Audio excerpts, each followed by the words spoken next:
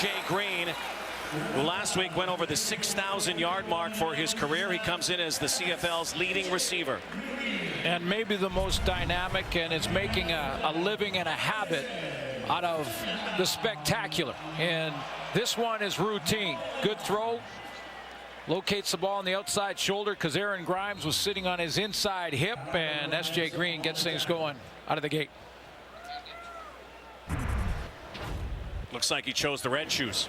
Chatted with him before the game. He came out with one red, one white. Cato let it go, and in came that ferocious rush. Dion Lacey drops Rakeem Cato in his tracks. 20 sacks now for the Edmonton Eskimos this season. Yeah, Dion Lacey, who's leading the CFL in special teams tackles, is getting a chance here to play some defense, because you earn that opportunity when you play well on the teams. And he just picks his way, finds his hole, and runs right by Christian Matt. 20 sacks, leads the CFL. Cato, quick trigger. Well short of a first down, though, on 2nd and 17. And Nick Lewis, the veteran, former Stampeder, hauls it in. Once again, the punt team will come out for the Alouettes here midway through this opening quarter. Well, when you think about that decision from Rakeem Cato, and I'm sure Nick Lewis talking about it and saying, hey, good decision. You know, sometimes not a bad thing to punt, keep the Edmonton Eskimos bottled up, and they've been turning it over to the Montreal defense. Kendall Lawrence is going backwards. Now he cuts back. Now he's chased down. He's got running room. Kendall Lawrence finally steps out of bounds. Nice return that time for Kendall Lawrence up near the 40-yard line on a 43-yard kick and a 28-yard return for Kendall Lawrence, former Missouri Tiger.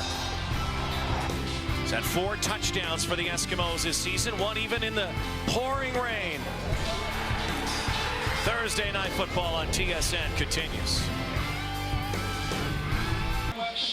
Team Canada's quest for gold at the FIBA Women's Championship for basketball continues tonight. 2 3-0s, Cuba, Canada. Canada's toughest test yet. Tip-off live at 8:30 Eastern, 5:30 Pacific over on TSN2. Had a good chat with Ed Hervey, the general manager for the Edmonton Eskimos, about the trade that saw the Edmonton Eskimos pick up Kenny Stafford for Fred Stamps, the perennial all-star, over 8,000 yards. And you said, you know, it really was a trade that suited both teams quite well. We wanted a guy with a little more size at 6'3", Kenny Stafford, taller than Fred Stamps. And we wanted that youth that could get down the field and be a deep threat. They feel like they have that in Stafford. The Alouettes needed a veteran. Shakir Bell dragged down by Winston Venable. So Kenny Stafford has a homecoming of sorts tonight. And he's not a GM, but you know what he said? He said it's a good deal for both teams. Edmonton Eskimos gave up a great football player for me. They received a great football player in my eyes too. But I was an unknown. I haven't done anything in this league. Still really haven't done anything in this league. To me, doing something is having 1,000 yards. To being that great football player, being an all-star, being that go-to guy in the fourth quarter that your team, everybody knows in the stadium you're going to, and you still get the job done. That's being a great football player, and Fred Stamps has done that. Well, Jonathan Hefney's a great football player, too, and he just took one back. From the Edmonton Eskimos, 3rd turnover now, and they were looking for Kenny Stafford. Yeah, he was the intended target as he was talking, and what a well-spoken guy he was. But as that was happening, well, he was the inside and got jammed up right at the mesh point when he was trying to make his break. It looked like Matt Nichols was trying to decide between the two, and Hefney gets his 3rd. Okay. 2 picks and a fumble already. 2 tailback system for the Alouettes. Terrell Sutton drawing back in this week. Brandon Rutley played last week. They'll go to both backs, sometimes employ them both in the backfield. It's going to be 2nd down and 5 here. Well, you heard Matt Dunnigan talk before the game in the pregame show about the ratio and how Tom Higgins may have been balancing some things out, trying to get the internationals in different positions on the field, possibly part of the John Bowman decision. Cato now, here's the rush again. Pressure, Cato's going down. Willie Jefferson will roll. Well, you said it in the break, Rod. I mean, this is a game that we should expect the defenses to play well. It'll likely be low scoring, and I'm sure the Edmonton defense isn't done yet, and who knows, they may score tonight as well. Montreal Alouettes defense already has. Look at the pressure here, Suits. 5-man rush. No escape lane for Rakeem Cato. Off the side of Boris Beatty's foot, there's a penalty flag because the ball cannot travel in the air between the 20-yard lines. So they'll tack some yardage on there. Missed kick by Beatty. Again, 2 sacks so far for the Edmonton Eskimos. Not surprising the Eskimos are putting some heat on Cato. When we chatted with them yesterday, they talked about giving a lot of pressure, taking away his feet. Great job, his ability to escape. I ain't with that. I also noticed something that the Edmonton Eskimos could be doing here, and that's to... Illegal punt out of bounds, Montreal. Holding, Edmonton. Objectionable conduct, Edmonton. Wow. We'll balance all those penalties at the previous line of scrimmage, and it'll be 3rd down. I'm going to need a calculator for all that. But one thing I noticed from Chris Jones' defense, it looks like they've got J.C. Sherritt spying. There's Sherritt right there, and watch how he's going to spy Rakeem Cato here. Not really get up the field, he just sort of shuffles, and he looks like he's waiting. And if he's going to scramble, J.C. Sherritt wants to track him on the scramble. Now, there wasn't a lane to get through for Cato on that play. Let's watch and see if they do that with Sherritt as this game goes on. Even Cato yesterday told us, you know, this is going to be a challenge against this very stout Edmonton defense, that front 7. So it'll be 3rd and 15 after the penalties. The Alouettes will boot again. So Boris Beatty with a half-legger trying to pin them, and he does. So that works out way better for the Owls. For Boris Beatty, that's only his 4th kick inside the 10-yard line so far this season, and it was just a chip shot. Well placed. It's a long field now for the Eskimos with under 4 to go in this opening quarter. Well, right now for Edmonton, Rod, you got to believe that a 1st down or 2 and a punt would be a successful offensive series for Chris Jones' group. Right now, 3 series, 3 turnovers. And he's shaking his head about it.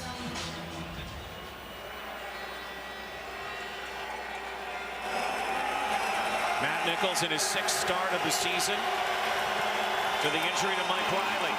Nichols now going deep and trying to run underneath it. Wallace Miles again without one of his favorite targets in a Darius Bowman this week. So already bit of a challenge here for Nichols and company. I stand corrected. It's 3 turnovers in 4 series. We see this often when offenses try and throw from deep in their own end, the deep ball to just get them out of trouble in 1 throw. Doesn't work, and now you got 2nd and long in your own end zone. Yeah, they may have to give up 2 here if they can't get to that 1st down stick. Nichols fires. There it is. 1st down, far side. Darrell Walker. In the lineup for Darius Bowman, but not necessarily playing in Bowman's spot. You're going to see Kenny Stafford play there in different formations. But Walker, precise route to just run that curl and then turn outside just at the 1st down marker. Former Texas A&M Aggie who used to catch footballs from Johnny Manziel. First down for the Eskimos. The Alouettes. Kendall Lawrence is pushed out of bounds. They chase down Lawrence, who operates in that scat back position. But a big play by Walker. Even if this drive stalls, at least Edmonton has a chance to punt it and get some field position back.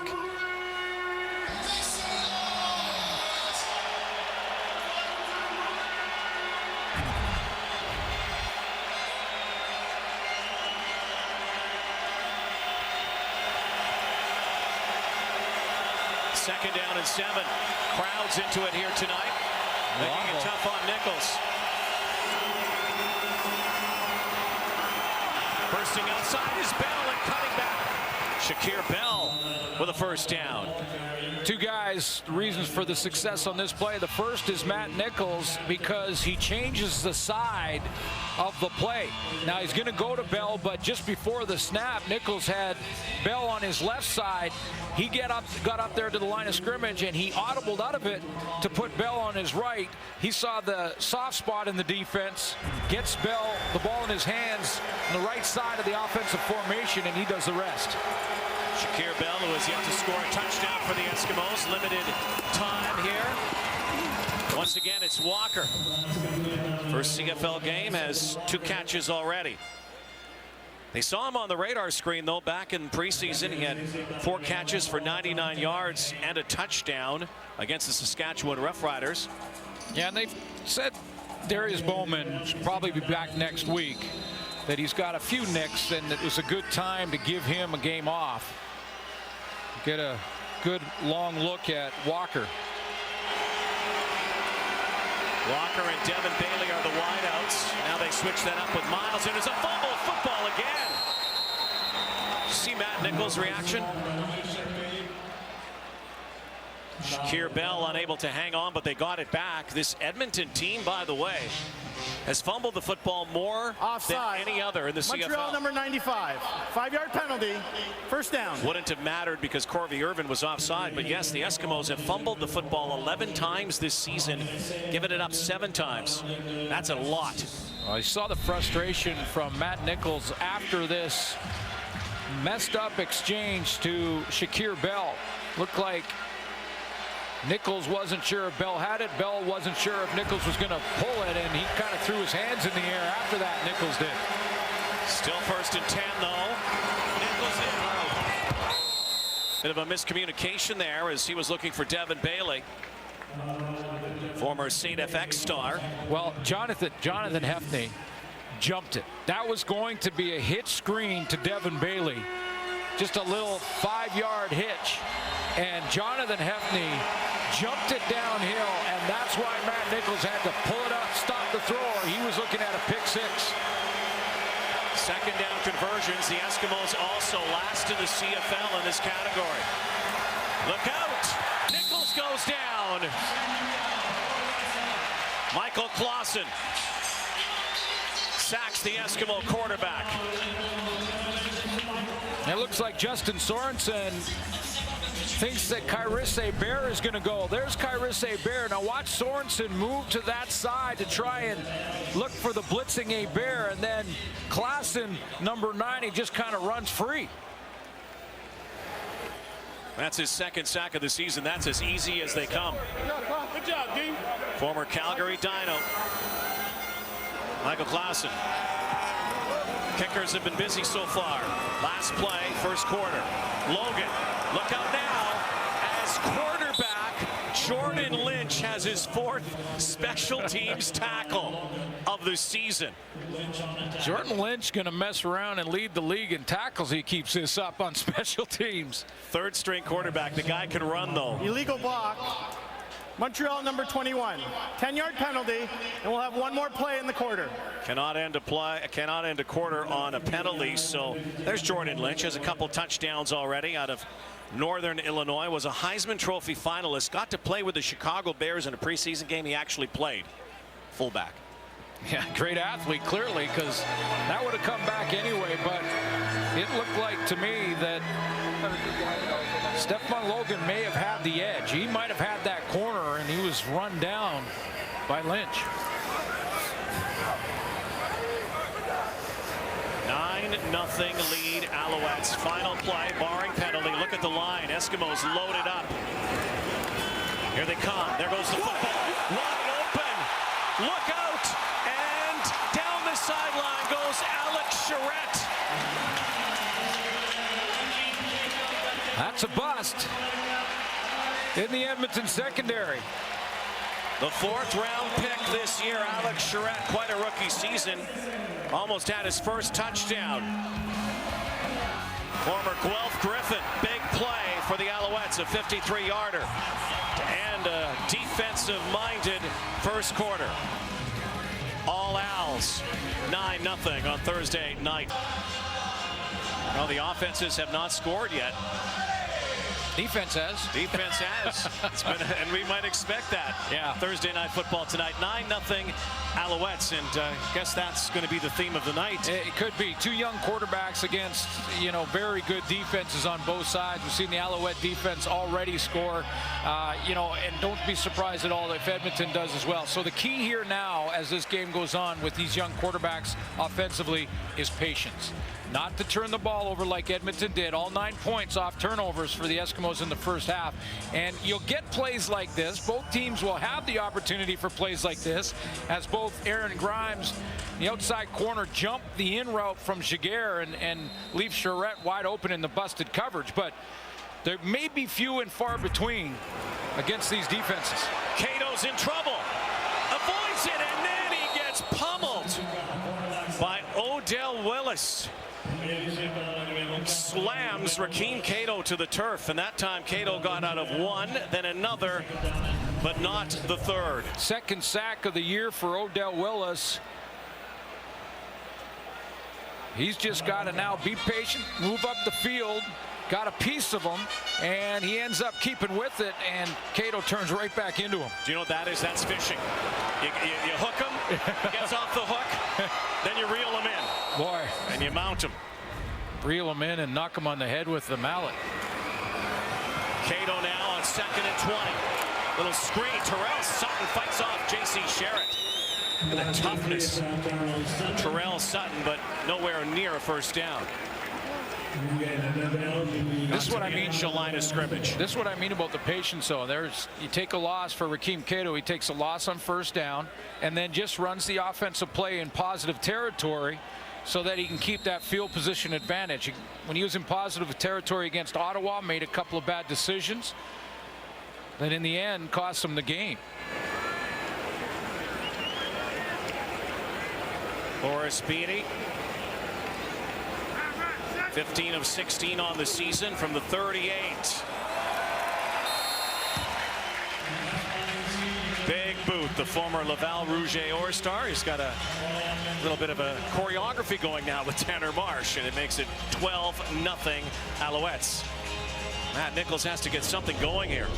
Well, first quarter was not all on him, but the first turnover was. This bad ball placement in behind Corey Watson into the hands of Chip Cox. That interception was just a great play by Jonathan Hefney, so he's got a couple in that first quarter. And then there was the fumble return for a touchdown by Ellsworth. So Matt Nichols got to take a page out of Rakeem Cato's book. Again, a young quarterback when it comes to starts. And be patient. You don't put up a lot of yards, near the bottom of the league in that department. There's a quick hitter to Walker, who could not hang on. Turn too soon. Nichols now 5 of 9 for 30 yards and 2 picks.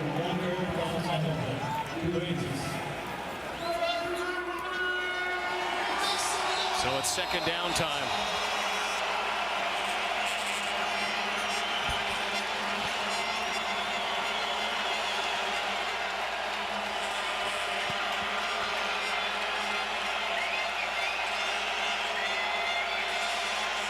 Here's the blitz coming.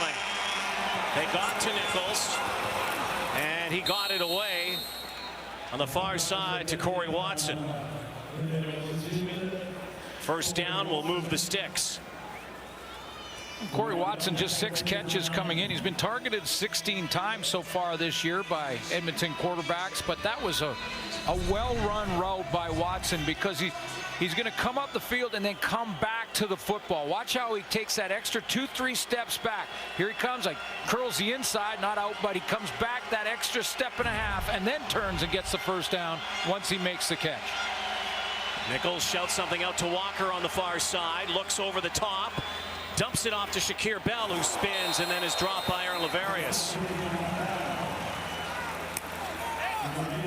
Laverius again coming off the 6-game injured list. No Michael Sam tonight as well for the Alouettes. Yeah, Matt Nichols got to be careful, Rod, with this ball placement again. This is Bell coming out of the backfield on that crossing route, and it's the second time now that it's been behind him a little bit. You see how it's in behind him? He has to come back here to catch it. Hard on those crossing routes to do that, because you feel like you're going to get hit and ear hold from one of those linebackers. Nichols wants to throw and then decides to go. Well, he wanted to get Justin Sorensen out of his way. Or he wanted to use him as a blockade. Yeah, just go and get somebody, big guy. This is going to be very close to a first down. Might require a measurement. It's going to be third down, and they're going to bring out Jordan Lynch. Bouncing around, and Sorensen looking for someone to block, and he says, go get the next color. He gets Kyrus Hebert. Go get that opposite color jersey, anybody. Get going. Nichols not afraid to run it if need be. So he goes to the sideline. In comes Lynch. Third down. 67% this year on these plays in the CFL. They're not a gimme. Eskimos 5 of 6. Lynch has it. You're right, they're not a gimme this year.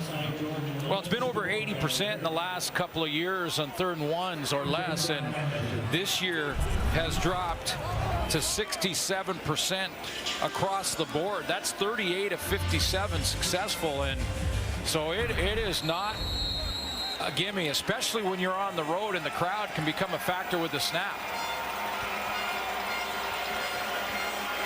Lynch stays in.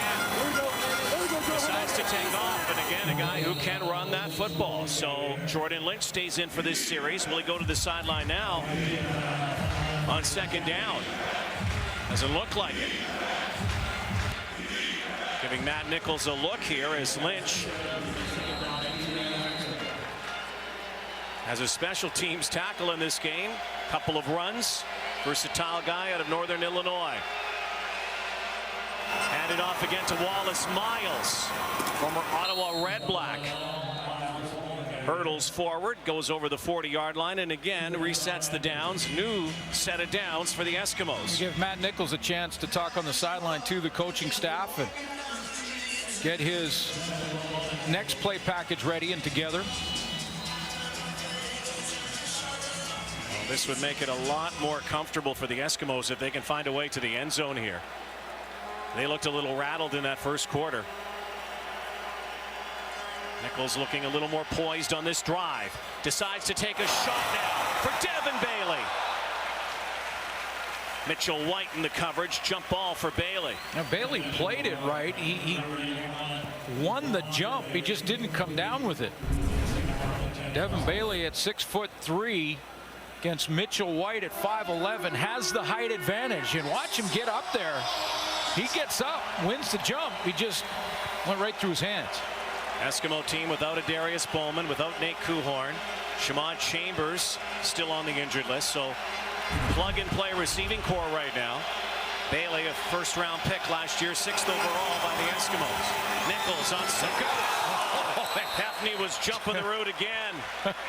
Jonathan Hefney is in the head of Matt Nichols. I mean, the veteran, has had one interception already tonight, and he has been in position for 2 more. He got his hands on this one, but he jumped a similar route in the first quarter, and Nichols pulled it down.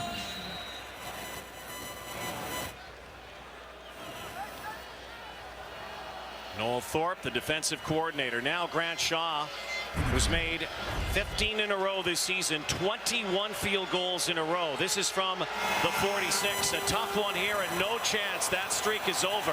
Steph Logan decides to bring it out. Finds a seam, and Steph Logan is dropped at the 18-yard line. Grant Shaw's first miss of the season. And still a big donut beside the Eskimos.